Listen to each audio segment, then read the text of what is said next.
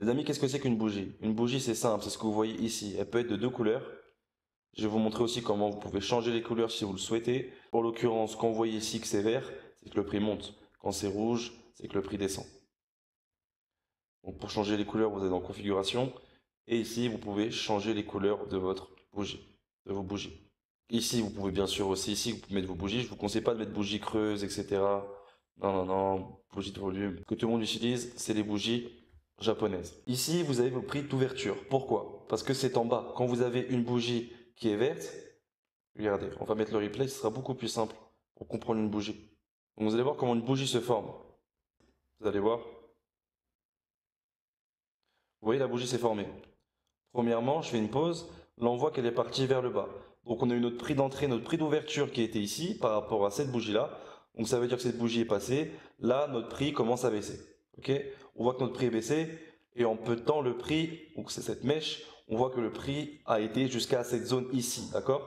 Donc, on est passé de là à là. Si on clôture maintenant en 1 heure, donc chaque bougie, comme vous voyez, dure 1 heure. Donc, si 1 heure passe et que le prix est ici, on aura une bougie qui va être rouge. Par contre, si le prix part vers le haut, oulala, c'est dégueulasse ce que je viens de faire. Si le prix part vers le haut, notre bougie, elle sera quelle couleur? Verte, exactement. Donc on va attendre. Voyons voir ce que le prix va faire. Ok. Donc là, on a une bougie verte. Avant une bougie rouge, ça veut dire que le prix a fini en baisse. Là, directement, vous l'avez vu, elle s'est formée très vite. Donc on a eu cette mèche ici, donc ça veut dire que le prix est passé un petit peu vers le bas. Il a ouvert ici, comme vous voyez, ça ouvre toujours au même point.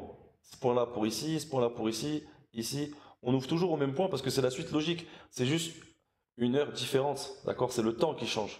Et le prix varie en fonction du temps. Et donc du coup, pour lire le prix, on a ce graphique. Mais c'est hyper simple, comme vous l'avez vu. C'est hyper simple. Donc qu'est-ce qui fait que le prix monte et que le prix descend? Pourquoi là on va voir que sur le Bitcoin, donc on est le 15 mai, c'était ce matin. Pourquoi le prix il a monté? On est passé de 100 000 à 103 000 en 1 heure. Donc le Bitcoin a pris 2000 $ en moins d'1 heure. Pourquoi?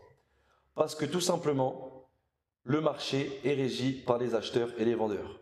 Si la pression acheteuse est plus forte, le prix va monter. Donc on a des fluctuations sur le court terme, en 1 heure, en 1 minute, en 1 seconde, peu importe. Vous avez vu, c'est la même logique. Chaque bougie dure une journée, donc c'est une time frame beaucoup plus grande. Vous avez vu, le graphique change, mais c'est juste le temps. D'accord? En soi, le prix monte sur le Bitcoin, peu importe l'unité de temps, parce qu'on est haussier sur le Bitcoin.